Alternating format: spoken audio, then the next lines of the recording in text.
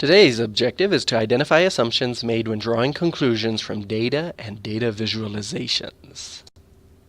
So analyzing and interpreting data will typically require some assumptions to be made about the accuracy of the data and the cause of the relationships observed within it. When decisions are made based on a collaboration of data, they will often rest just as much on that set of assumptions about the data as the data itself.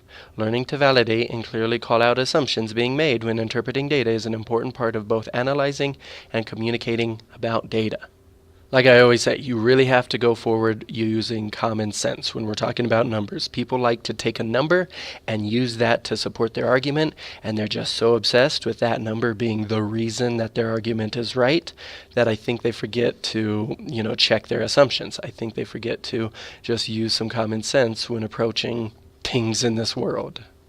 The way I like to think about this is when somebody does that, there's this cartoon show called Two Stupid Dogs, and the two stupid dogs, they do something wrong, or they make a completely wrong assumption, and then this big giant guy who's really aggressive, he says, "Oh, that's cute, but it's wrong," and he yells at them, and he's clearly frustrated. So perhaps one of the easiest assumptions to make when looking at data collected online is that it actually is a good representation of what the average person is thinking, doing, or cares about. So when you use data to make decisions, you need to be careful to identify your assumptions and reflect on how those assumptions impact your analysis. Internet adoption in the U.S., so this map right here kind of says it all.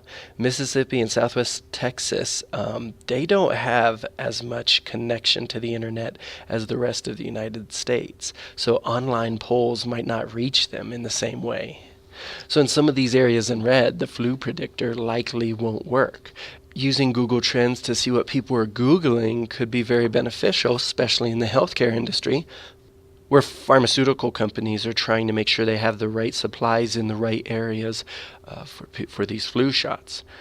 This GFT was considered overall a big failure. At the time of that last video I made, I was unaware of how much bad press it got, and I initially just assumed it was a good idea.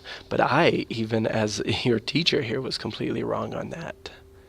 I still think there's a way for us to use technology to make the world better and to use data coming from what people search on Google, but it's a little above my pay grade. It's more than what my expertise is. So though I found out one of my assumptions was radically wrong, I still want to be positive and open-minded going forward and look for opportunities to use technological tools to improve the world. That's one thing about arguments. I never forget that there's a possibility I may be wrong. You know how many times I've been wrong in my life, and I look back at that moment in time and remember how sure I was that I was right, though I was wrong. That's what I just don't get about people who take a stance and they're unwilling to budge at all. Even when I'm unwilling to budge, I still will keep in mind that yes, at this moment I may be wrong. The amount of data now available makes it very tempting to draw conclusions from it. There are certainly many beneficial results of analyzing this data, but we need to be very careful. To interpret data usually means making key assumptions. If those assumptions are wrong, our entire analysis may be wrong as well. Even when you're not conducting the analysis yourself, it's important to start thinking about what assumptions other people are making when they analyze data. So let's break this paragraph down a little bit. It says here that if those assumptions are wrong, our entire analysis may be wrong as well. I also want to point out that your entire analysis may not be wrong, even if your assumption's wrong. So let's take the data on police brutality for a second. The NFL is going through a lot of conflict right now because players want to take a knee to protest police brutality. Now, if you were to look at data, that data shows that if you look at that data, it is telling a different story. Police brutality is actually quite rare. But I don't think just because it's rare that they shouldn't be able to protest, or that their protest means less because the data isn't backing it up. The point is that when there is police brutality and it's caught on video, it seems so egregious, so radically, insanely wrong that those anecdotal events are what they're protesting. That lack of data that would support their protest doesn't diminish the idea that things should get better. And I'm not saying I agree or disagree with it. I am completely leaving politics out of this class and these videos. But just because your data is wrong or not there doesn't mean your entire analysis is wrong. That's my big point. Now I will give you counterpoints as to why those assumptions can lead to an entire analysis being wrong. So Google flu trends worked well in some instances, but often overestimated, underestimated, or entirely missed flu outbreaks.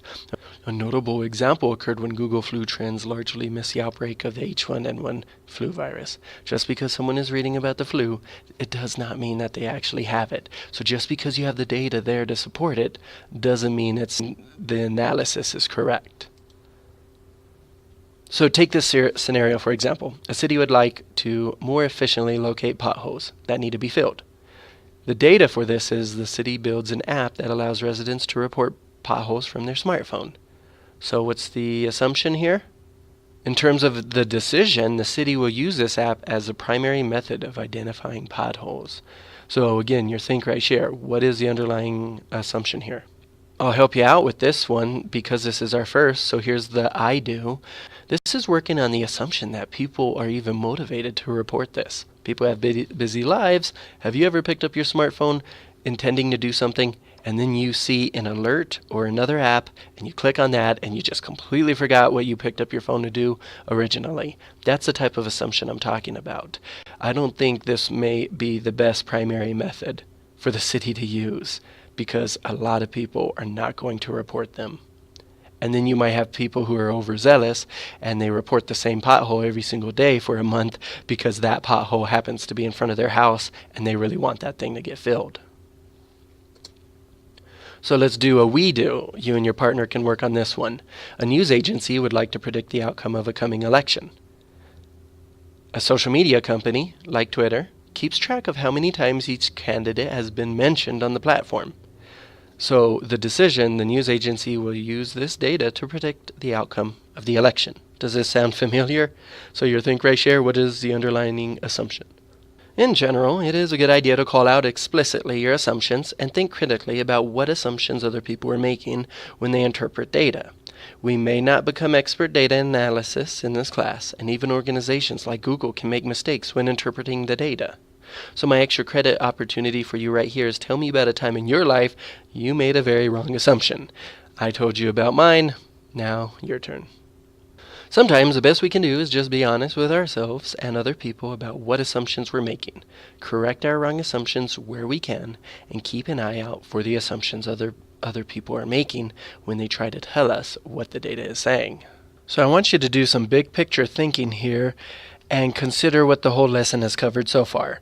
We talked about having an incorrect assumption with correct data, and when coming up with a decision based on these two, maybe it's the right decision, maybe it's not. It just depends. So let's go with the other idea that you may have a correct assumption when you're beginning to analyze something, but then you may have incorrect data. So will the decision you make be correct? Well, that's going to be another maybe.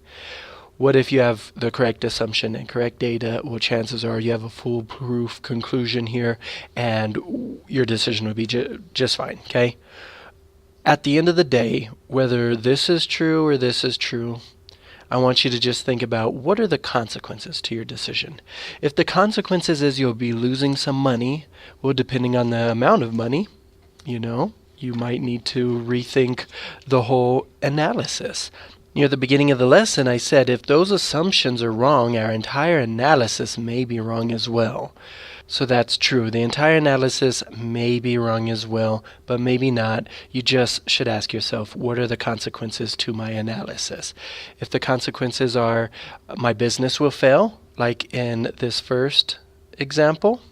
second example inside of the DOL, if the consequence is your business is going to fail, then you should be careful. That's a lifetime consequence right there.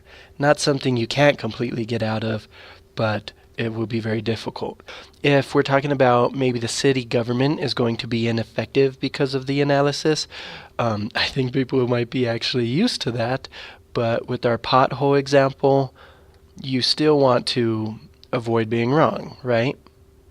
And if there's more car accidents because of your inaccurate analysis, well, that could actually cost somebody their life, so you really need to be careful with that.